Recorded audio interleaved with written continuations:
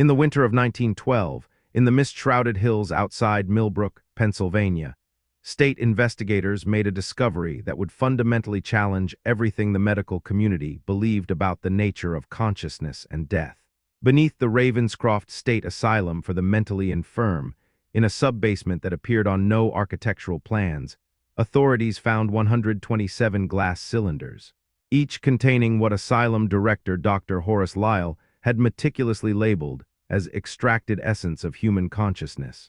The bodies belonging to these supposed extracted souls were discovered in various states of preservation throughout the asylum grounds. Some had been patients who allegedly died of natural causes over the past 18 years. Others were vagrants, traveling salesmen, and relatives who had come to visit loved ones but never returned home. All shared one disturbing characteristic that defied medical explanation. Despite being deceased for periods ranging from days to years, their brain tissue showed signs of ongoing electrical activity, as if some part of them remained trapped between life and death. The investigation files, sealed by federal order and hidden in the National Archives for over a century, contained testimonies so disturbing that 3 of the investigating officers were committed to psychiatric institutions themselves within a year of the case's conclusion. The lead investigator, Detective Marshall Whitmore, wrote in his final report, "What Dr. Lyle achieved in that basement challenges not just legal and ethical boundaries, but the very foundations of what we understand about human consciousness. If his journals are to be believed, he didn't just kill his victims. He trapped something essential of them, something that science says shouldn't exist." The Ravenscroft Asylum had operated for 23 years as one of Pennsylvania's most progressive mental health facilities. Dr. Horace Lyle was celebrated in medical journals across the country for his innovative treatments and remarkable recovery rates. Wealthy families from as far as Boston and Philadelphia specifically requested his care for their troubled relatives. The governor himself had toured the facility in 1910, praising it as a model for modern psychiatric treatment. Yet beneath this reputation for healing lay something so profoundly disturbing that, when the full scope was revealed, the state of Pennsylvania attempted to destroy all records of the asylum's existence. They failed. Fragments survived: patient records, Dr. Lyle's personal journals, and most disturbingly detailed photographs of his collection that he had meticulously documented for what he called future scientific vindication. What makes the Ravenscroft case unique in the annals of American medical horror is not merely the number of victims or the duration of the crimes. It's the systematic, scientifically documented approach to something that shouldn't be possible. Dr. Lyle didn't see himself as a murderer or even as a criminal. His journals reveal a man convinced he was on the verge of the greatest scientific discovery in human history: the isolation and preservation of the human soul itself. The question that haunted investigators then, and continues to perplex researchers who have gained access to the classified files today, is whether Dr. Lyle was simply a delusional murderer with an elaborate fantasy, or whether those 127 glass cylinders actually contained something that modern science still cannot adequately explain. The electrical readings taken from the preserved brain tissue, the unexplained phenomena reported by investigators in that basement, and the testimonies of surviving patients all point to something far more disturbing than mere murder. They suggest that Dr. Horace Lyle may have actually succeeded in his horrific experiment, trapping human consciousness in a perpetual state of aware imprisonment that death itself could not end. Before we continue with the horrifying truth about Dr. Horace Lyle and the souls he claimed to have captured at Ravenscroft, I need to ask you something important. This channel isn't for everyone. It's for those brave enough to confront the darkest chapters of American history, the ones they tried to bury, the ones they hoped you'd never discover. If you've made it this far, you're not like most people. You understand that some truths demand to be told, no matter how much they disturb our comfortable view of the world. So if you're ready to join our community of true mystery seekers, hit that subscribe button right now and ring that notification bell.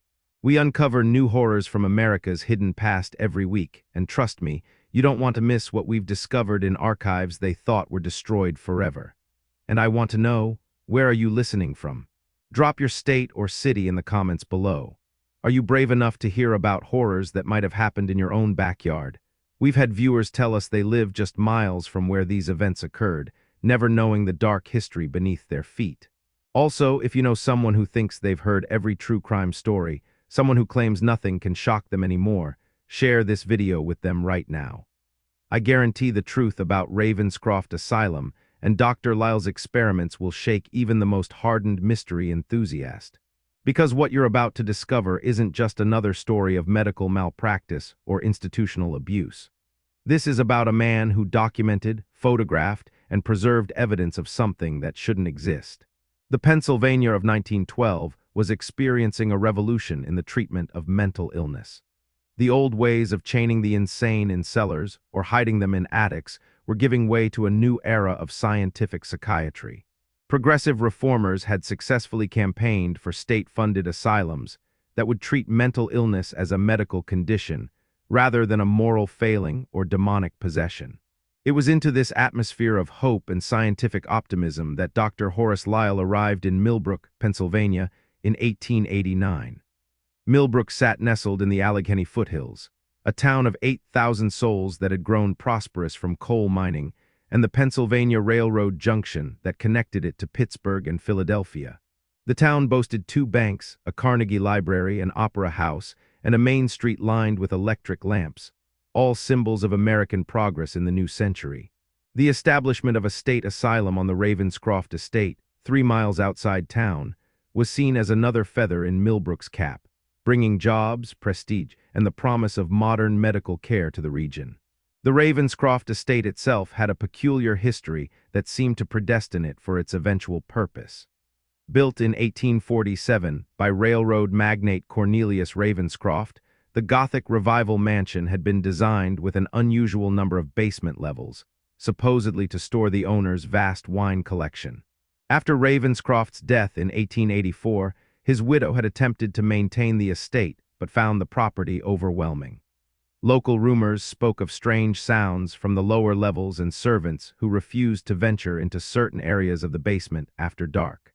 When the state purchased the property in 1888 for conversion to an asylum, these stories were dismissed as the typical ghost tales that accumulated around any old mansion. Dr. Horace Lyle came to Ravenscroft with impeccable credentials. A graduate of Johns Hopkins Medical School, he had studied under Dr. Adolf Meyer, the father of American psychiatry. His doctoral thesis on the physical manifestations of consciousness in the human brain had been published in the American Journal of Insanity to considerable acclaim. At 34, he was young for an asylum director, but his combination of European training, American pragmatism, and innovative treatment approaches made him the perfect candidate for Pennsylvania's flagship mental health facility. Lyle was a striking figure in Millbrook society. Standing 6 feet tall with prematurely silver hair and penetrating gray eyes, he commanded attention at social gatherings. He married Elizabeth Worthington, daughter of a prominent Philadelphia banking family, in 1891, and the couple became fixtures at cultural events. Lyle served on the board of the Carnegie Library, gave lectures on mental hygiene at the Methodist Church, and was known for his generous support of local charities. His wife hosted elaborate dinner parties at the director's residence on the asylum grounds, where judges, legislators, and business leaders discussed the issues of the day while being served by carefully selected patient workers who demonstrated the asylum's rehabilitation success. The Ravenscroft State Asylum officially opened in January 1890 with a capacity for 300 patients. Under Lyle's direction, it quickly gained a reputation as one of the most progressive institutions in the country. While other asylums relied on restraints and isolation, Lyle introduced occupational therapy, having patients work in gardens, workshops, and kitchens. He eliminated the use of chains and straitjackets, replacing them with what he called chemical restraints, carefully calibrated doses of morphine, chloral hydrate, and other sedatives that kept patients calm without physical bondage. Medical professionals from across the country came to observe Lyle's methods. His published statistics were remarkable. A 40% discharge rate compared to the national average of 15%, minimal patient violence, and testimonials from grateful families whose loved ones had been returned to them apparently cured. The Pennsylvania Medical Society awarded him their highest honor in 1905, and there was talk of a position at Harvard Medical School. What made discovery of Lyle's crimes so delayed was the very sophistication of his operation. Unlike typical asylum abuses that resulted from neglect or sadism, Lyle's activities were hidden beneath layers of legitimate medical practice. His victims were carefully selected from populations that no one would miss or question. Elderly patients with no living relatives, violent criminals transferred from prisons, vagrants and alcoholics committed by the courts, foreign immigrants who spoke little English and had no local connections. The asylum's isolation also worked in Lyle's favor. The Ravenscroft estate covered 500 acres of dense woodland, with the main buildings sitting in a valley that was invisible from any public road.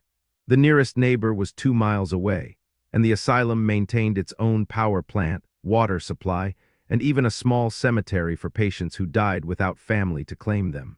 Staff members lived on the grounds in dormitories, creating an insular community where Lyle's word was absolute law. The financial structure of the asylum provided another layer of protection. While it was state-funded, Lyle had negotiated an unusual degree of autonomy in exchange for accepting the most difficult cases from across Pennsylvania. The state was happy to have somewhere to send its most troublesome mental patients, and asked few questions as long as the reports looked good and the costs stayed within budget. Lyle supplemented the state funding with private payments from wealthy families, giving him resources that other asylum directors could only dream of. This combination of professional respect, social standing, geographical isolation, and administrative autonomy created the perfect conditions for Lyle to conduct his experiments without detection. Staff members who might have questioned unusual activities were either transferred to other institutions or, in at least 3 documented cases, became patients themselves after being diagnosed with nervous exhaustion or incipient dementia. The few who left the asylum's employment were bound by legal agreements that prohibited them from discussing patient treatments, agreements that Lyle's father-in-law's legal firm enforced vigorously. By 1912, Ravenscroft housed 450 patients, well over its intended capacity, with Dr. Lyle explaining the overcrowding as evidence of the asylum's success. Other institutions were sending their most difficult cases to benefit from his revolutionary treatments. The local economy had become dependent on the asylum, which employed over 200 people and purchased supplies from dozens of local businesses. No one in Millbrook wanted to ask too many questions about the institution that had brought such prosperity to their community. The first hints that something might be wrong at Ravenscroft were so subtle that they were dismissed as the ravings of the mentally ill. Patients who were discharged occasionally spoke of hearing voices from the walls, of seeing lights in parts of the building that should have been dark, of a presence in the basement that watched them with invisible eyes. But who would believe the testimony of someone who had been institutionalized for insanity?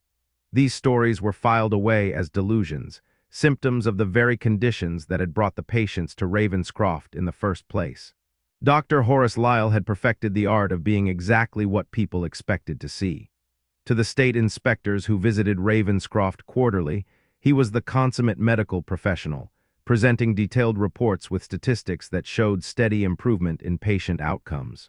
To the families of private patients, he was a compassionate healer who spoke eloquently about the latest European treatments and the importance of patience in achieving mental wellness. To the citizens of Millbrook, he was a pillar of the community whose very presence elevated their town's status in the modern world. His public persona was meticulously crafted. Lyle would often be seen making rounds at dawn, greeting each patient by name, inquiring about their comfort with what appeared to be genuine concern. Nurses reported that he knew the medical history of every one of his 450 patients without consulting files, a feat of memory that seemed to confirm his dedication.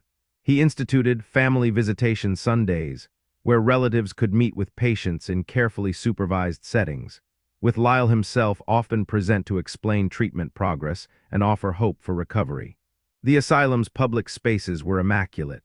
The main reception hall featured marble floors, mahogany paneling, and oil paintings depicting pastoral scenes meant to soothe troubled minds.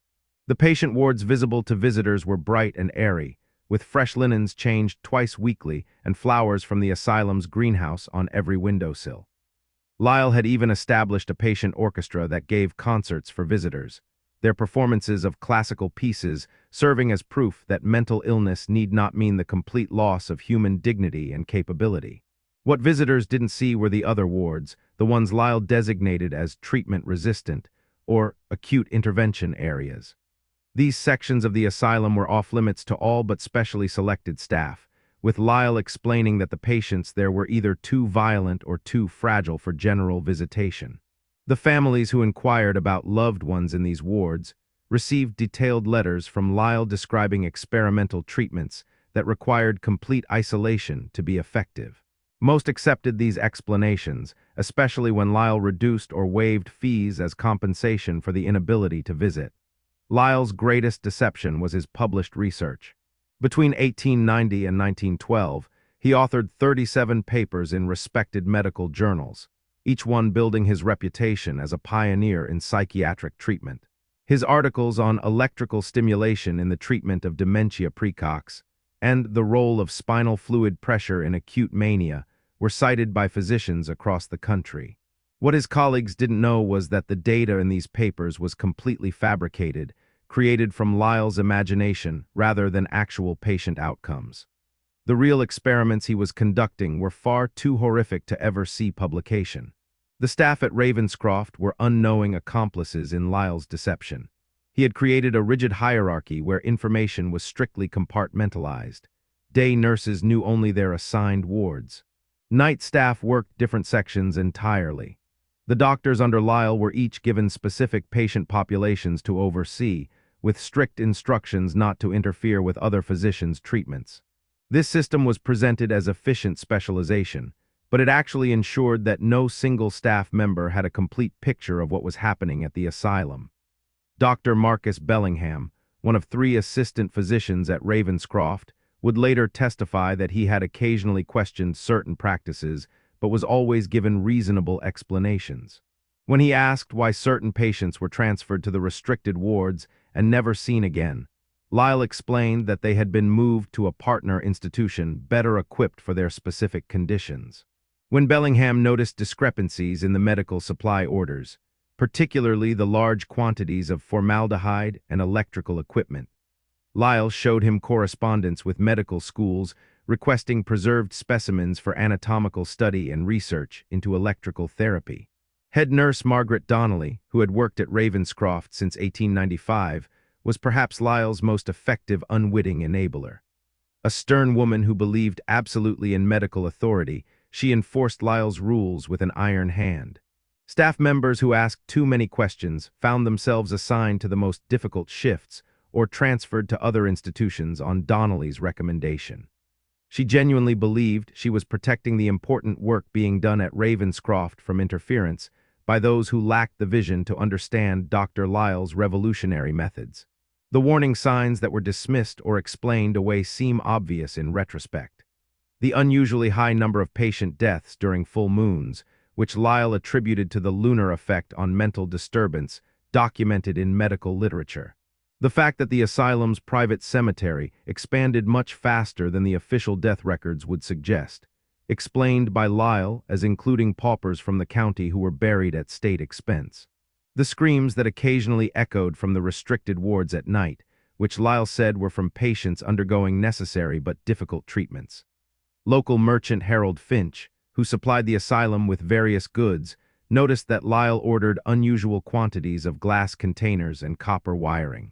When he inquired about their purpose, Lyle showed him a catalog from a medical supply company featuring the latest electromagnetic therapy machines, explaining that he was constructing improved versions based on his own research. Finch was so impressed that he invested $500 of his own money in what Lyle described as a revolutionary treatment device that would make Ravenscroft famous worldwide. Sheriff William Townsend had received 3 missing person reports over the years concerning individuals who were last seen heading toward Ravenscroft. Each time he investigated, Lyle provided reasonable explanations. A traveling salesman had indeed visited, but left via the back road toward Pittsburgh. A vagrant had been treated for injuries and released after refusing admission. A young woman seeking work had been turned away as unsuitable, but might have gotten lost in the woods. Lyle always cooperated fully with these investigations, even organizing search parties of asylum staff to help look for the missing individuals. The state inspectors who should have uncovered the truth were particularly susceptible to Lyle's manipulations. He would wine and dine them at his residence, discussing the latest psychiatric theories and seeking their advice on administrative matters. He made them feel like colleagues rather than regulators, partners in the important work of advancing mental health treatment. The inspection reports from this period read more like endorsements than evaluations, with inspectors praising Lyle's innovative approaches and recommending increased funding for his research. Even Lyle's wife, Elizabeth, remained unaware of her husband's true nature. He had convinced her that his long hours and frequent absences were necessary sacrifices for medical progress. When she expressed concern about his health, noting the toll his work seemed to be taking, the weight loss, the insomnia, the occasional tremor in his hands, he assured her that he was on the verge of a breakthrough that would revolutionize the treatment of mental illness. She believed him because she wanted to believe, because the alternative was unthinkable. The most tragic enablers were the patients themselves who, through a combination of drugs, manipulation, and carefully applied trauma, were made to participate in their own abuse. Several patients were trained to assist in Lyle's experiments, believing they were receiving special treatment that would lead to their cure. These therapeutic assistants would help prepare other patients for procedures, clean the equipment, and even dispose of evidence, all while under the influence of cocktails of drugs that left them suggestible and unable to form clear memories. This elaborate web of deception might have continued indefinitely if not for a single patient who managed to retain enough clarity of mind to recognize what was happening and enough courage to attempt escape. That patient was Jennifer Whitman, and her actions would finally expose the horrors that Dr. Horace Lyle had been concealing beneath his mask of medical respectability. Jennifer Whitman should never have been at Ravenscroft. The 28-year-old schoolteacher from Harrisburg had suffered what her family physician called a nervous collapse after witnessing a factory fire that killed 12 children in her classroom. The trauma had left her unable to sleep, plagued by visions of burning children and prone to fits of uncontrollable weeping. Her wealthy family, believing she needed only rest and expert care to recover, paid for her admission to Ravenscroft's private wing in September 1911, expecting she would return home within a few months. What made Jennifer different from other patients was her trained mind and her habit of detailed observation, skills developed during years of teaching. Despite the fog of sedatives Lyle prescribed, she maintained enough awareness to notice things that others missed or forgot. She kept a hidden journal, written in tiny script on scraps of paper she secreted in her mattress, documenting the strange occurrences that everyone else seemed to accept as normal. The first incident that would lead to Ravenscroft's exposure occurred on November 15, 1911. Jennifer had been moved to what Lyle called the transition ward, supposedly a step toward recovery and eventual release.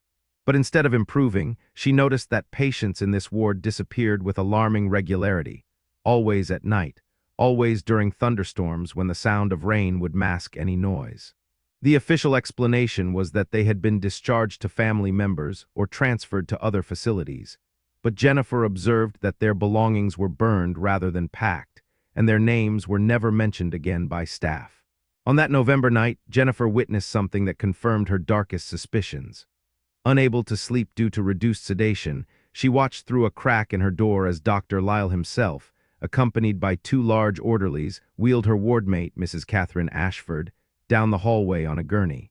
Mrs. Ashford appeared to be unconscious, but was breathing in an unusual pattern, rapid, shallow gasps that Jennifer recognized from her observations as the result of a specific drug combination. More disturbing was the direction they were heading. Not toward the medical wing or the discharge area, but toward a service stairway that Jennifer had been told led to abandoned storage areas. Jennifer waited 20 minutes, then crept from her room to follow. The stairway was poorly lit, descending far deeper than seemed necessary for a basement. She could hear voices echoing from below, Lyle's cultured tones mixing with what sounded like electrical humming and the clink of glass containers. Then came a sound that made her blood freeze, a scream of such pure agony that it couldn't have come from someone sedated. It was cut short abruptly, replaced by Lyle's voice saying clearly, "Excellent. The extraction appears complete. Begin the preservation process." She retreated to her room, but the damage was done. Jennifer now knew with certainty that something monstrous was happening in the depths of Ravenscroft. She began planning her escape, but also started documenting everything more carefully, knowing that if she died, her journal might be the only evidence of Lyle's crimes. The second incident occurred 3 weeks later and involved an unlikely witness. Thomas Mueller, a German immigrant who worked as a maintenance engineer for the asylum. Mueller had been tasked with repairing the electrical systems in the basement after several power fluctuations had affected the upper floors. What he found in the sub-basement areas disturbed him so greatly that he initially tried to convince himself he had misunderstood due to language barriers. Mueller discovered an entire electrical grid that wasn't on any of the asylum's official plans. Cables thick as a man's wrist running through the walls to areas that were supposedly unused. Following these cables led him to a locked door marked "Authorized Personnel Only Extreme Danger." Through a ventilation grate, he could see into what appeared to be a laboratory filled with electrical equipment he didn't recognize, glass cylinders arranged in neat rows, and most disturbing, what looked like preserved human organs floating in illuminated containers. When Mueller reported his findings to his supervisor, he was told that Dr. Lyle was conducting important research that was classified by the state government. He was given a raise and a stern warning that discussing what he had seen would result in immediate termination and possible criminal charges for violating medical confidentiality. Mueller, with a wife and 3 children to support, kept quiet, but he began drinking heavily and told his wife they needed to leave Millbrook as soon as possible. The third escalating incident involved Dr. Marcus Bellingham, the assistant physician who had previously accepted Lyle's explanations. In January 1912, Bellingham was working late in his office when he heard unusual sounds from the ventilation system, rhythmic chanting in what sounded like Latin, mixed with electrical crackling and a low humming that seemed to vibrate through the building's foundations. Following the sounds led him to a section of the asylum he had never entered, where he found a door slightly ajar. What Bellingham saw through that doorway would haunt him forever. Dr. Lyle stood in what appeared to be an operating theater, surrounded by electrical equipment that sparked and hummed with energy. On a metal table lay a patient Bellingham recognized as James Crawford, a war veteran who had been admitted for treatment of battle fatigue. Crawford was connected to the electrical apparatus by dozens of wires attached to his head and spine, his body convulsing as current passed through him. But most horrifying was that Crawford's eyes were open and aware, tears streaming down his face as his mouth opened in a silent scream. Above the table, connected to Crawford by copper cables and glass tubing, was a large cylinder filled with a phosphorescent fluid that seemed to pulse with its own light. As Bellingham watched in frozen horror, something began to materialize in the cylinder. A shadowy form that moved independently of the liquid, pressing against the glass as if trying to escape. Lyle was making careful adjustments to his equipment, speaking into a recording device about successful consciousness transfer and essence isolation achieved. Bellingham backed away slowly, his mind reeling. He spent the rest of the night in his office, trying to rationalize what he had seen. By morning, he had almost convinced himself it had been a hallucination brought on by exhaustion. But when he checked the patient records, he found that James Crawford had supposedly been discharged to his family the previous week, despite Bellingham having seen him on that table just hours before. The pattern was becoming clear to those who dared to look. Patients who entered certain wards never left, electrical equipment far beyond what any psychiatric treatment required. Basement areas that consumed enormous amounts of power for purposes never explained. And always, Dr. Lyle at the center, conducting his rounds with the same professional demeanor while something monstrous operated beneath the surface. It was Jennifer Whitman who finally forced the truth into the light. On February 3, 1912, during a particularly severe thunderstorm that masked her movements, she executed the escape plan she had been perfecting for months. Using a piece of metal filed to a point over weeks of patient work, she picked the lock on her room and made her way not to the main entrance, which would be guarded, but to a laundry chute that she had identified as leading to an exterior loading dock. The escape itself was harrowing. Jennifer had to navigate 3 floors of the asylum in complete darkness, avoiding night staff and the patients who wandered the halls in medicated hazes. Twice she had to hide as orderlies passed, pressing herself into alcoves while holding her breath. The laundry chute was a nightmare of its own, a narrow, dusty shaft that she had to descend by pressing her back against one wall and her feet against the other, inch by terrifying inch. But Jennifer's escape route took her through areas she hadn't anticipated. The chute passed by ventilation grates that looked into rooms she had never known existed.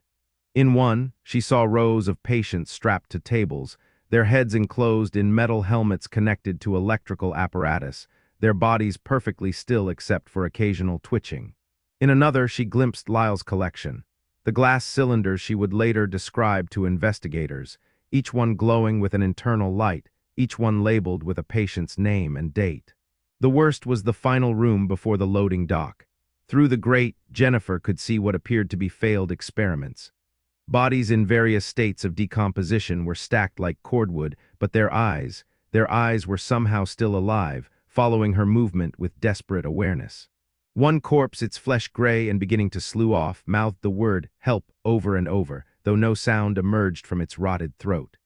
Jennifer made it to the loading dock and fled into the storm, running the 3 miles to Millbrook in freezing rain, her asylum gown providing no protection from the elements. She arrived at the sheriff's office at dawn, hypothermic and raving about the horrors she had witnessed. Sheriff Townsend initially dismissed her as a delusional patient, but something about the specificity of her claims and the terror in her eyes made him hesitate to simply return her to Ravenscroft.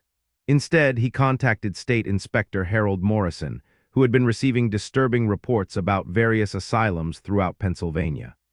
Morrison had begun to notice patterns: unusually high death rates, large purchases of medical equipment with no clear purpose, and most tellingly, a number of missing persons cases that seemed to cluster around certain institutions. Ravenscroft was already on his watch list, and Jennifer Whitman's testimony provided the probable cause he needed for a full investigation. If this is giving you chills, you're not alone. I had to take several breaks while researching this story, and I've been investigating historical mysteries for over a decade. The truth about Dr. Horace Lyle and what he did in that basement goes beyond anything we typically think of as medical malpractice or even murder. This is about something far more disturbing, the possibility that death might not be the escape we believe it to be. Before we reveal what investigators found in Ravenscroft's sub-basement, before we show you the photographs that Dr. Lyle took of his collection, I need you to do something. Share this video right now with someone who thinks they know everything about true crime. Send it to that friend who claims nothing surprises them anymore. Because what you're about to discover will challenge everything you thought you knew about the limits of human evil and the nature of consciousness itself. And please hit that like button if you want us to keep uncovering these buried stories. The algorithm doesn't want to promote content this disturbing, but your engagement tells YouTube that people need to know the truth, no matter how dark it gets. Let's discover together what happens next, because the investigation of Ravenscroft Asylum revealed something that made hardened police officers weep and caused 3 investigators to resign rather than continue documenting what they found. The photographs alone were enough to challenge everything the scientific community believed about life and death. Are you ready for this? Take a deep breath. What comes next changed American medical history forever. The investigation team that entered Ravenscroft on February 5, 1912, consisted of State Inspector Harold Morrison, Sheriff William Townsend, Deputy Marshal James Fletcher, Dr. Edward Thornton from the Pennsylvania Medical Board, and surprisingly, Thomas Mueller, the maintenance engineer who volunteered to guide them through the electrical systems he had discovered. They arrived at dawn, presenting Dr. Lyle with a warrant that allowed them to search the entire facility, including all restricted areas. Lyle received them in his office with perfect composure, dressed immaculately in his white medical coat, his silver hair neatly combed. He expressed concern about Jennifer Whitman's delusions and offered to show the investigators anything they wished to see. His confidence was so complete that Morrison later noted it made him doubt whether they would find anything incriminating at all. Lyle even offered them coffee and discussed recent developments in psychiatric medicine as if this were a routine professional visit. The main floors of the asylum revealed nothing unusual. Patient wards were clean, medical records appeared in order, and the patients they interviewed seemed well treated. though many were too heavily sedated to provide coherent testimony. It wasn't until Mueller led them to the service stairway Jennifer had described that the investigation took its dark turn. The stairway descended far deeper than the official blueprints indicated. Where the plans showed a single basement level for storage and heating equipment, the stairs continued down through two more underground floors. The air grew thick and carried a strange metallic taste that made the investigators cover their noses. More disturbing was the sound, a low electrical humming that seemed to come from the walls themselves, punctuated by occasional crackling like distant lightning. The first sub-basement contained what Lyle calmly described as his research facility.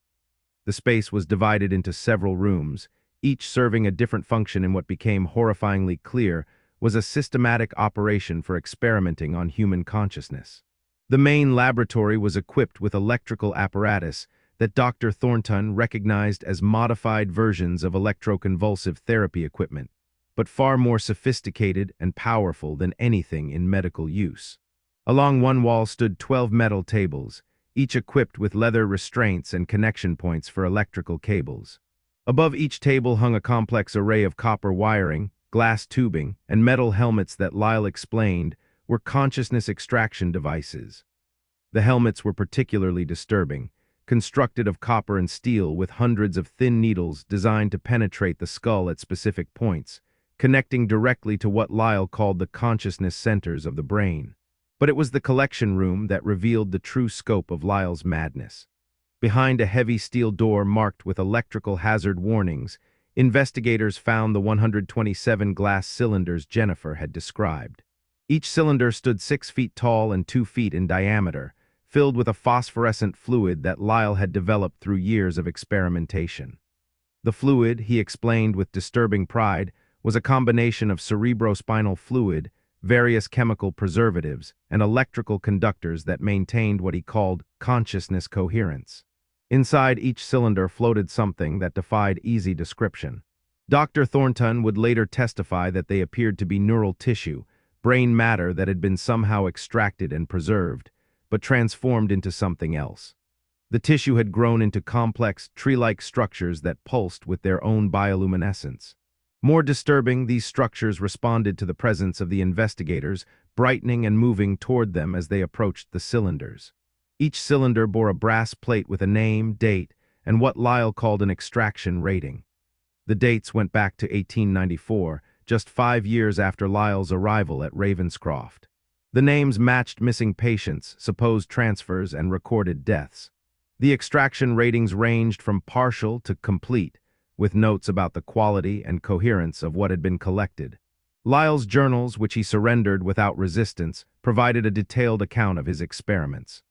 Written in neat, clinical prose, they described his 20-year quest to prove his theory that human consciousness was a form of electrical energy that could be isolated, extracted, and preserved independently of the physical body. His early experiments had been failures, resulting in the deaths of dozens of patients as he refined his techniques. But by 1900, he claimed to have achieved his first successful extraction. The process, as described in his journals, was horrifying in its methodical cruelty. Patients were subjected to weeks of preparation, their brain chemistry altered with cocktails of drugs that Lyle believed made consciousness more coherent and easier to extract. They were then connected to his electrical apparatus while still alive and aware, as Lyle believed that active consciousness was necessary for successful extraction. The electrical current was gradually increased over hours, sometimes days, essentially cooking the brain tissue while somehow maintaining neural activity. Lyle had discovered that certain frequencies of electrical current could separate what he called the essential self from the physical brain, drawing it out through the network of needles and copper cables into his preservation cylinders. The process was excruciating. Lyle's notes clinically described patients screaming for hours, begging for death, before finally falling silent as their consciousness was torn from their bodies. What remained after extraction were bodies that were technically alive but completely vacant. Lyle referred to these as shells and used them for additional experiments, studying how long a body could survive without consciousness. Some lasted days, others weeks, maintained by feeding tubes and basic medical care, their hearts beating and lungs breathing but with no one inside. These shells were eventually disposed of in the asylum's crematorium, their deaths recorded as natural causes. But the most disturbing entries in Lyle's journals concerned what he claimed happened after extraction. According to his observations, the preserved consciousnesses remained aware. They could perceive their surroundings, respond to stimuli, and even attempt communication. Lyle described spending hours observing the cylinders, documenting how the preserved consciousnesses reacted to various stimuli, light, sound, electrical current, and even the presence of other extracted consciousnesses. He wrote of successful communication with some of the preserved minds, using a modified telegraph system connected to the cylinders.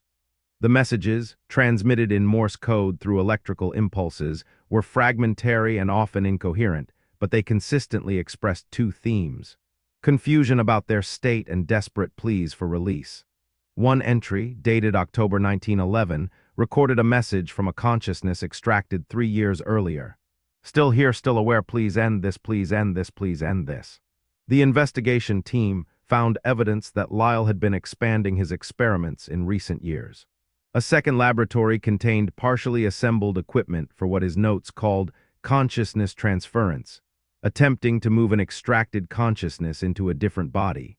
The failed experiments from these attempts were found in a refrigerated room that Mueller had to break into with a crowbar. Inside were 17 bodies in various states of decay, but all showing signs of recent electrical activity in their brain tissue despite being dead for months or years. Some had multiple sets of surgical scars on their skulls, suggesting repeated attempts at consciousness insertion. Their faces were frozen in expressions of indescribable agony, and several had clearly tried to claw their own eyes out, their fingernails broken and bloody despite having been dead for extended periods. Dr. Thornton performed a field examination of one of these bodies and made a discovery that would haunt him forever. Using a portable electrical measurement device, he detected ongoing neural activity in the brain tissue, not the random firing of dying cells, but organized patterns suggesting some form of awareness. When he applied a mild electrical current to test his equipment, the corpse's eyes opened and tracked his movements, though the body remained completely immobile. The investigation revealed that Lyle had been selecting victims based on specific criteria he believed made them ideal for consciousness extraction. He preferred patients with high intelligence and strong personalities, believing these traits made for more coherent extractions. His journals contained detailed profiles of potential subjects, rating them on various characteristics and planning the optimal extraction procedures for each. Financial records showed that Lyle had been funding his experiments through multiple sources. Besides the standard asylum budget, he had been selling extracted materials to collectors of medical curiosities, though he was careful to describe them as preserved specimens rather than conscious entities. Several prominent physicians and researchers had unknowingly purchased what they believed were unusual anatomical specimens, not realizing they were buying trapped human consciousnesses. The team discovered correspondence with other researchers around the world who shared Lyle's interests. Letters from scientists in Germany, Russia, and Japan discussed similar experiments, sharing techniques and comparing results. This network had been operating for years, hidden within legitimate medical research communities, pushing the boundaries of science into realms of unprecedented horror. In a locked filing cabinet, investigators found photographs Lyle had taken of his experiments. The images showed patients at various stages of the extraction process, their faces contorted in agony, their bodies convulsing against the restraints. Other photos documented the preserved consciousnesses, using special photographic techniques that revealed details invisible to the naked eye. In these images, the tissue structures in the cylinders showed patterns resembling human faces, twisted in eternal screams. The most damning evidence came from survivors who were rescued from the restricted wards. 15 patients were found in various stages of preparation for extraction, their blood saturated with Lyle's chemical cocktails, their heads partially shaved and marked with surgical guidelines. When the drugs were cleared from their systems, they provided testimony about Lyle's methods. Martha Henley, a 32-year-old woman admitted for depression, described being told she was receiving revolutionary treatment that would cure her condition. Over weeks, she was subjected to increasing doses of drugs that made her feel disconnected from her body, while paradoxically increasing her awareness of every sensation. She remembered Lyle sitting beside her bed, calmly explaining that her consciousness would soon be freed from the prison of flesh and preserved forever in a state of pure thought.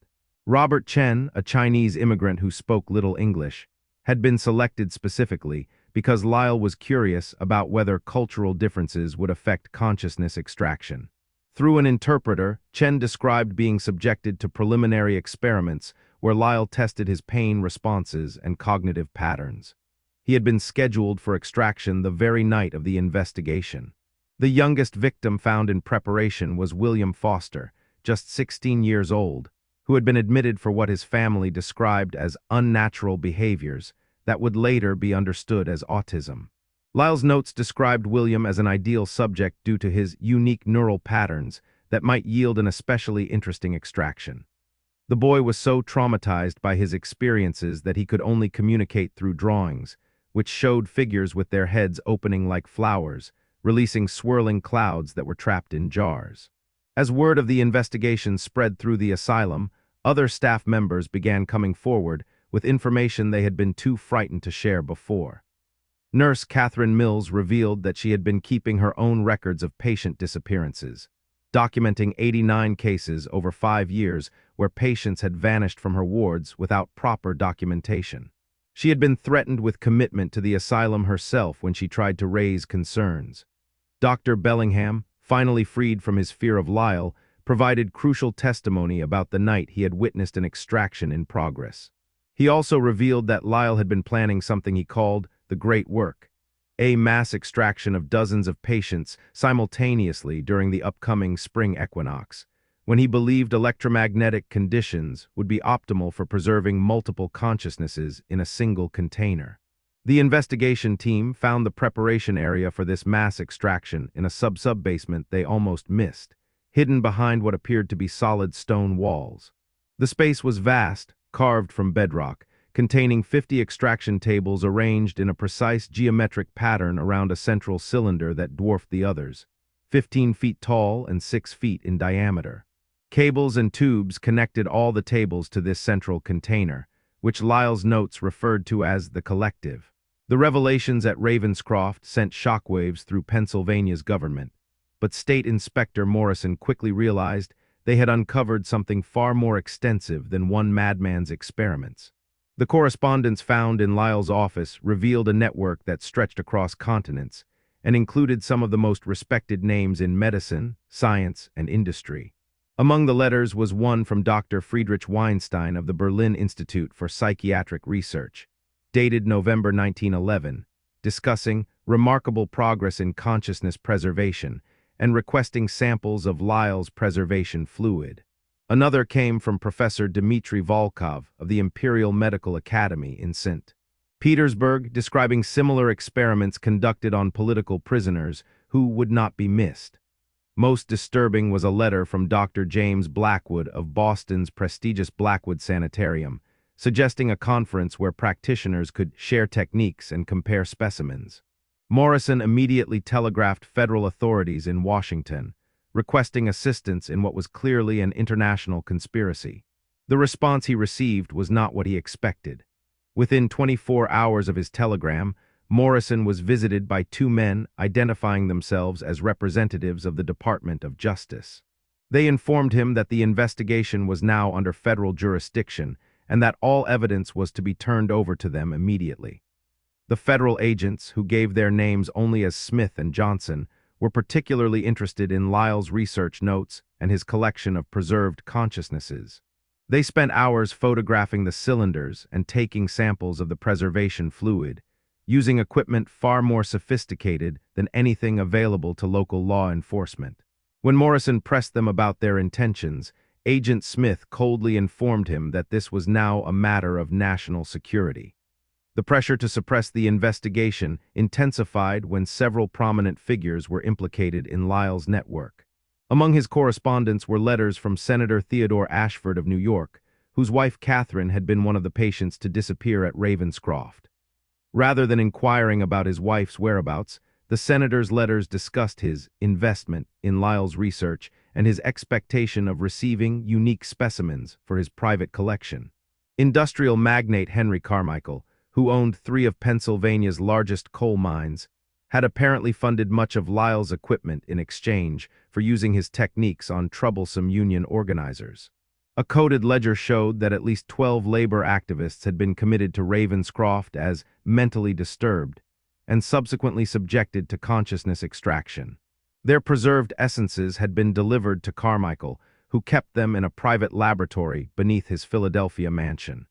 The investigation team began receiving threats almost immediately. Sheriff Townsend found a note under his door warning that his wife and children would join Lyle's collection if he continued pursuing the case. Dr. Thornton's medical practice was suddenly investigated for alleged malpractice, with anonymous complaints filed with the state medical board.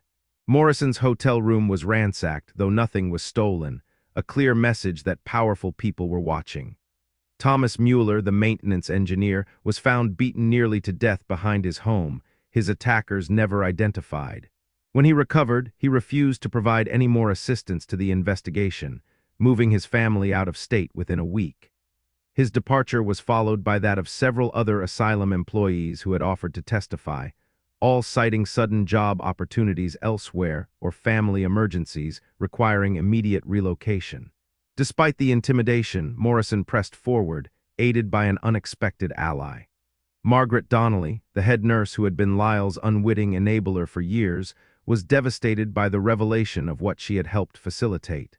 Driven by guilt and a desire for redemption, she provided investigators with a wealth of information she had unknowingly collected over the years. Donnelly revealed that Lyle had regularly received visitors who came at night, entering through a private entrance and never signing the official guest register. She had assumed they were state officials or medical colleagues requiring discretion, but she had kept her own informal log of these visits. The names she provided read like a who's who of East Coast society: judges, politicians, industrialists, and even clergy. More disturbing was her revelation that Lyle had been shipping containers to addresses across the country. She had processed the paperwork for these shipments, believing them to be medical specimens for research institutions. The shipping records, which she had meticulously filed, showed that Lyle had sent over 200 packages to 47 different locations over the past decade. Each shipment was marked, fragile, medical specimens, and required special handling to maintain specific temperature and electrical conditions. Morrison's team began investigating these shipment destinations, uncovering a network of private laboratories, exclusive medical clubs, and what appeared to be a secret society dedicated to consciousness research. The Society for Eternal Preservation, as it called itself, had chapters in Boston, New York, Philadelphia, Chicago, and San Francisco. Its membership list, obtained through a raid on the Philadelphia chapter, included Supreme Court justices, cabinet members, and captains of industry. The Society's own documents revealed their ultimate goal: achieving immortality through consciousness preservation and eventual transference into younger, healthier bodies. They viewed Lyle's work as the first step toward defeating death itself, and they had been funding similar research at institutions across the country. The documents referenced preservation facilities in at least 12 states, each conducting variations of Lyle's experiments. One particularly chilling document was a catalog of preserved consciousnesses available for purchase. Listed like items in an auction house brochure, each entry included the subject's name, age at extraction, professional background, and quality rating. Prices ranged from $1,000 for common specimens to $50,000 for premium consciousnesses from individuals with exceptional intelligence or unique experiences. A handwritten note in the margin mentioned that virgin consciousnesses from children commanded the highest prices. The investigation uncovered evidence that several prominent figures who had supposedly died of natural causes had actually volunteered for consciousness extraction, believing Lyle's promise that they would be transferred into new bodies once the technique was perfected. Their families had been told they died of sudden illnesses, their bodies quickly cremated to prevent autopsy, while their extracted consciousnesses were preserved in private collections. The Boston connection proved particularly fruitful when a former employee of the Blackwood Sanitarium, Elena Prescott, came forward with evidence she had been collecting for years. She provided photographs of a facility nearly identical to Lyle's laboratory, complete with extraction equipment and preservation cylinders. Dr. James Blackwood, she revealed, had been conducting experiments since 1898, possibly even before Lyle began his work. Prescott's most shocking revelation was that the Blackwood Sanitarium had been successfully performing consciousness transference between bodies. She had witnessed procedures where extracted consciousnesses were inserted into patients who had been lobotomized to create vacant vessels. The success rate was low, with most attempts resulting in death or vegetative states, but she claimed at least 3 successful transfers had occurred, with wealthy elderly patients awakening in younger bodies with their memories and personalities intact. The international dimension of the conspiracy emerged when Morrison received an encrypted telegram from Inspector Charles Whitley of Scotland Yard. British authorities had been investigating similar disappearances at Bedlam Hospital and had traced shipments of preservation equipment to addresses in London that matched those in Lyle's records. The British investigation had been shut down by the Home Office, but Whitley was continuing unofficially, convinced he was dealing with something that threatened the very foundation of civilized society. Similar reports came from investigators in France, Germany, and Russia. Each country had facilities conducting consciousness experiments, all connected through a network of researchers who shared techniques and specimens across international borders. The network used diplomatic pouches to transport materials, making them immune to customs inspection, and communicated through coded messages in legitimate medical journals.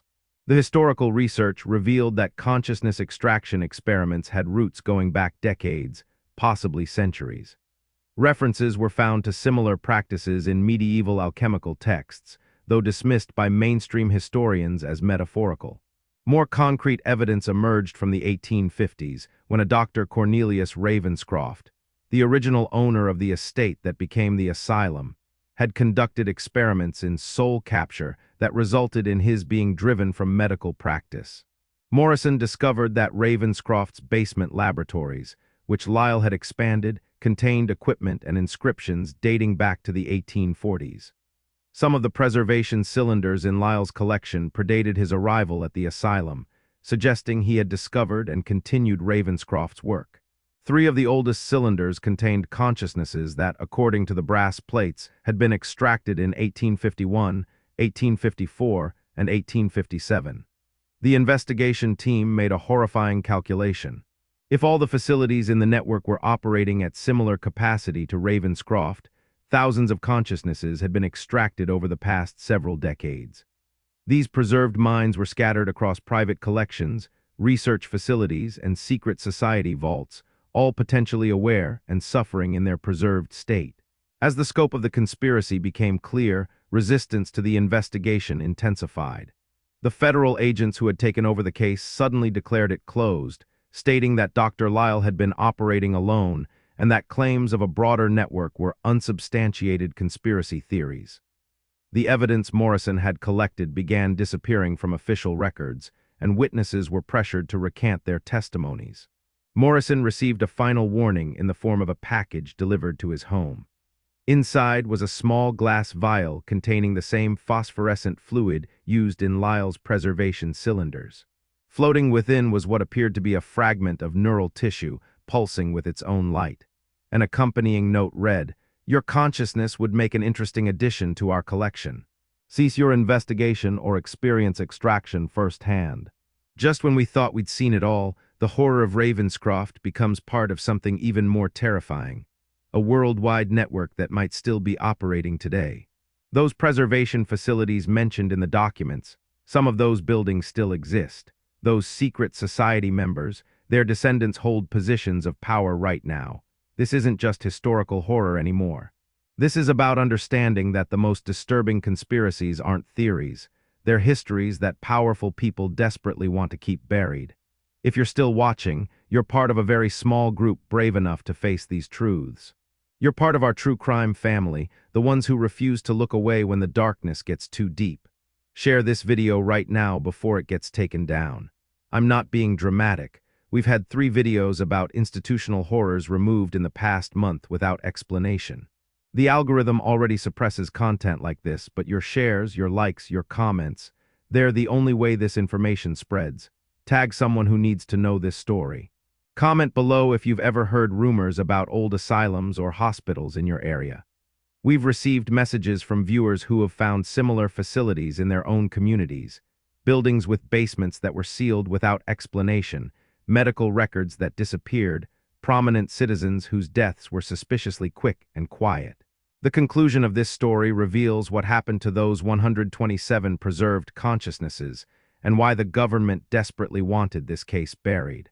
What you're about to learn might make you question whether death truly is the end we believe it to be. The trial of Dr. Horace Lyle began on March 15, 1912, in the Allegheny County Courthouse. But what the public saw was carefully orchestrated theater designed to contain a scandal that threatened some of America's most powerful families. The charges against Lyle had been reduced from mass murder to illegal medical experimentation resulting in patient deaths, a classification that avoided discussing the true nature of his crimes. Lyle entered the courtroom with the same calm demeanor he had displayed throughout the investigation. Dressed in an expensive suit provided by anonymous benefactors, he appeared more like a distinguished professor than a man accused of unprecedented atrocities. His defense team, led by Harrison Blackstone of Philadelphia's most prestigious law firm, had been retained by parties who remained officially unknown, but whose influence was evident in every aspect of the proceedings. The prosecution, led by District Attorney William Harper, faced immediate obstacles. Key evidence had been classified by federal authorities as too sensitive for public disclosure. The preservation cylinders, Lyle's complete journals, and all correspondence linking him to the broader network were sealed under the Espionage Act of 1907, despite having no apparent connection to foreign intelligence. Harper was forced to build his case using only witness testimony and the physical evidence from the asylum itself. Jennifer Whitman, the schoolteacher whose escape had triggered the investigation, proved to be the prosecution's most powerful witness. Her detailed testimony about what she had witnessed at Ravenscroft held the courtroom spellbound.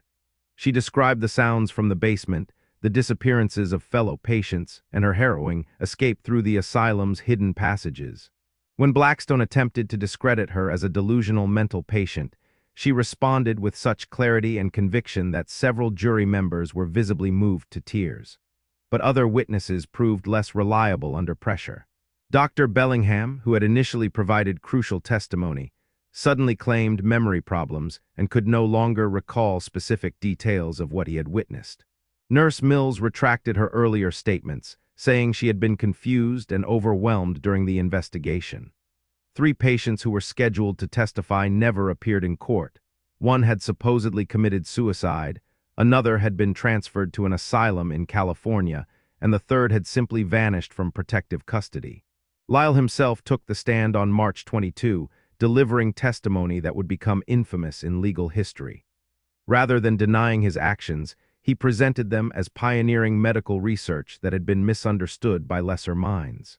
He spoke for 4 hours about the nature of consciousness, the limitations of death, and his vision of a future where human awareness could be preserved indefinitely.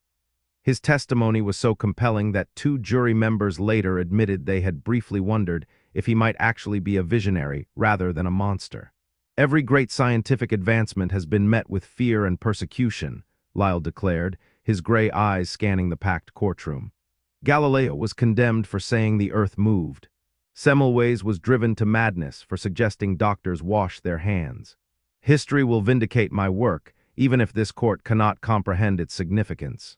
The trial took a dramatic turn when Lyle's defense team presented their own expert witnesses, respected physicians and scientists who testified that consciousness extraction was theoretically impossible, and that Lyle must therefore be suffering from elaborate delusions. Dr. Wilhelm Cross from Johns Hopkins testified that the preserved specimens were nothing more than electrically stimulated tissue, creating an illusion of awareness. Professor James Hartwell from Harvard Medical School declared the entire concept of consciousness preservation to be medical fantasy incompatible with known neurology. These experts had clearly never examined the actual evidence, but their credentials impressed the jury. The prosecution's attempts to have the sealed evidence released were repeatedly denied by Judge Theodore Blackburn, whose connections to the Society for Eternal Preservation would only be discovered years later through his private papers. The verdict, delivered on April 3, 1912, was a compromise that satisfied no one. Lyle was found guilty of gross medical malpractice resulting in patient deaths, but not guilty of murder, the jury accepting the defense's argument that he genuinely believed he was conducting legitimate research. He was sentenced to life imprisonment rather than execution, with the judge noting that his obvious mental instability made capital punishment inappropriate. But Lyle would never serve his full sentence. On April 15, just 12 days after his conviction, he was found dead in his cell at the state penitentiary. The official cause of death was listed as suicide by poisoning, though no poison was ever found and the cell had been under constant guard. His body was immediately cremated on orders from the prison warden, preventing any autopsy. Rumors persisted that Lyle had undergone consciousness extraction himself, his awareness preserved somewhere in the network's collection, while his body was eliminated to prevent further investigation. The fate of the 127 preserved consciousnesses became a matter of intense legal and ethical debate. Officially, they were destroyed on April 20, 1912, with State Inspector Morrison supervising as the cylinders were supposedly shattered and their contents incinerated. But Morrison's private notes, discovered after his death, tell a different story. He wrote that federal agents had arrived the night before the scheduled destruction and removed all the cylinders in unmarked trucks. When he protested, he was told that the specimens were needed for national security research. The survivors from Ravenscroft faced varying fates. Jennifer Whitman, despite her crucial role in exposing the horror, struggled with severe trauma for the rest of her life. She attempted to return to teaching, but found herself unable to be around children without experiencing panic attacks. She spent her final years writing a detailed account of her experiences, but the manuscript was seized by federal agents the day after her death in 1928 and has never been released. The 15 patients rescued from the preparation ward were transferred to various institutions across the state. Within a year, 12 had died under questionable circumstances: suicide, accidents, sudden illnesses that defied diagnosis. The 3 survivors were kept under permanent psychiatric care, their testimonies dismissed as delusional ravings. Martha Henley, one of these survivors, spent 30 years insisting that she could still hear the voices of the extracted consciousnesses calling to her in her dreams. The asylum staff faced minimal consequences. Head nurse Donnelly was stripped of her medical license, but avoided prosecution by testifying for the state. She spent the remainder of her life in self-imposed exile in rural Maine, haunted by guilt over her unwitting role in Lyle's experiments. Other staff members simply dispersed, finding work at other institutions where their connection to Ravenscroft was unknown or ignored. The broader network exposed by the investigation faced even less accountability. Senator Ashford remained in office, his involvement explained away as a grieving husband's desperate attempt to find unconventional treatment for his wife. Henry Carmichael continued to run his mining empire. The union organizers who had disappeared at Ravenscroft officially listed as having abandoned their families to seek work elsewhere. Dr. James Blackwood closed his sanitarium temporarily, only to reopen it 6 months later under new management that was actually the same organization with different names on the paperwork. The Society for Eternal Preservation officially disbanded following the trial, but Morrison's investigation showed that its members simply reorganized under new names. The American Medical Research Foundation, the Institute for Advanced Neurological Studies, and the Committee for Consciousness Studies all emerged in 1913, their membership roles showing significant overlap with the disbanded society. International consequences were similarly muted. The facilities in England, Germany, and Russia continued operating with minor modifications to their procedures. The British government classified all information related to consciousness extraction under the Official Secrets Act. The German facilities were absorbed into military research programs. The Russian experiments continued until the Revolution of 1917, when the facilities were destroyed and the researchers disappeared into the chaos of civil war. Ravenscroft Asylum itself was closed immediately after the trial, but its fate remained mysterious. Officially, the building was demolished in May 1912, the basement levels filled with concrete, and the land sold to a development company. But the deed records show that the property was actually purchased by a shell company linked to the federal government. Local residents reported seeing construction crews working at night for months after the supposed demolition, building something new on the site. By 1913, the Ravenscroft case had largely faded from public memory, helped by a concerted effort to suppress information. Newspaper archives from the period show that articles about the trial were systematically removed from libraries across the country. Publishers who attempted to produce books about the case found their manuscripts stolen, their printing presses sabotaged, or themselves facing sudden legal troubles that forced them to abandon their projects. The medical reforms promised in the wake of the scandal never materialized. A bill requiring federal oversight of psychiatric institutions died in committee after intensive lobbying by hospital associations. State-level reforms were watered down to meaningless guidelines that changed nothing about how asylums operated. The very professionals who should have been investigating similar facilities were often members of the same societies that had supported Lyle's work. The Ravenscroft case forces us to confront a fundamental question about the nature of evil. What happens when the pursuit of knowledge becomes completely divorced from human morality? Dr. Horace Lyle wasn't a sadist who enjoyed causing pain. His journals reveal no pleasure in his victims' suffering, only clinical interest in their responses. In many ways, this makes his crimes more terrifying than those of a conventional killer. He represents the ultimate expression of scientific detachment, the researcher who sees human beings purely as specimens to be studied, their consciousness as a phenomenon to be isolated and examined like bacteria in a petri dish. What the Ravenscroft horror reveals about human nature is perhaps more disturbing than the crimes themselves. An entire community of educated, respectable people chose to look away from obvious signs of atrocity because confronting the truth would have disrupted their comfortable lives. Nurses, doctors, administrators, and townspeople all participated in a conspiracy of willful ignorance, accepting increasingly implausible explanations rather than acknowledging the evil in their midst. The pattern is heartbreakingly familiar throughout history, ordinary people enabling extraordinary evil through their silence and compliance. The case also demonstrates how easily institutions designed to protect the vulnerable can become instruments of their destruction. Ravenscroft was created with genuinely humanitarian goals to provide care for those suffering from mental illness. But the very isolation and authority necessary for psychiatric treatment also created perfect conditions for abuse.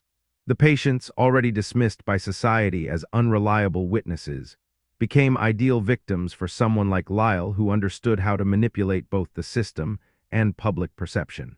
Modern parallels, though we might prefer not to see them, are unavoidable. Today's medical research institutions operate with far more oversight than in 1912, yet scandals still emerge of vulnerable populations being used for experimentation without proper consent. Nursing homes, psychiatric facilities, and detention centers remain places where abuse can flourish behind closed doors. The technology has advanced, but the fundamental dynamic remains unchanged. When human beings are granted absolute power over others deemed less than, atrocities become almost inevitable. The story of Ravenscroft remained hidden for over a century not through accident but through deliberate suppression. The sealed records, the destroyed evidence, the witnesses who died or disappeared, all point to a coordinated effort to bury this history. Why? Perhaps because acknowledging what happened at Ravenscroft would require admitting that some of America's most respected institutions and families built their fortunes on unprecedented human suffering. Perhaps because the implications of Lyle's experiments, if true, challenge our fundamental understanding of consciousness and death. The documents that have surfaced in recent years through Freedom of Information Act requests and estate sales suggest the cover-up continues. Pages are missing from files, photographs have been doctored, and crucial evidence remains classified under national security provisions that make no logical sense unless there's something about consciousness extraction that authorities still don't want publicly known. The fact that several modern research facilities occupy the same sites as institutions mentioned in Lyle's correspondence raises troubling questions about whether his work truly ended with his death. What lessons can we draw from Ravenscroft, First, that evil often wears the mask of progress, using the language of advancement and discovery to justify unconscionable acts. Second, that our desire to trust authority figures and institutions can blind us to horrors happening in plain sight. Third, that the most dangerous criminals aren't always obvious monsters, but can be respected members of society whose crimes are protected by their status and connections. The ultimate tragedy of Ravenscroft is not just the suffering of Lyle's victims, but the possibility that their suffering continues. If consciousness can truly be preserved as Lyle claimed, then somewhere in classified government facilities or private collections, 127 human souls remain trapped in their glass prisons, aware but unable to die, unable to escape, unable to do anything but exist in eternal isolation. That possibility should haunt us far more than any ghost story. So I have to ask you, what do you think really happened to those 127 preserved consciousnesses? Were they truly destroyed as the official records claim, or are they still out there somewhere, trapped in a state of perpetual awareness that death cannot end? The federal classification of these documents remains in effect until 2062. What are they still hiding after more than a century? Some of you have sent me messages about strange medical equipment found in abandoned hospitals, about basement rooms that were sealed without explanation, about prominent families whose wealth appeared suddenly in the early 1900s with no clear source. Are these connections to the network Lyle exposed, or are we seeing patterns where none exist? Leave your thoughts in the comments below, but be careful how much detail you share. We've noticed that comments with specific locations or family names tend to mysteriously disappear. If you made it through this entire story, you're not just a viewer, you're a true seeker of hidden history. Subscribe right now and hit that notification bell, because next week we're investigating the Fairweather Children's Hospital in Oregon, where between 1923 and 1951, over 300 children entered for routine procedures and were never seen again. The hospital's basement was sealed with concrete in 1952, but ground-penetrating radar has revealed structures that shouldn't exist. Thank you for your courage in facing these dark truths with me. Remember, the most terrifying monsters aren't in our imagination, they're in our history, wearing the faces of those we trusted most. Until next time, stay vigilant, question everything, and never stop seeking the truth, no matter how dark it gets.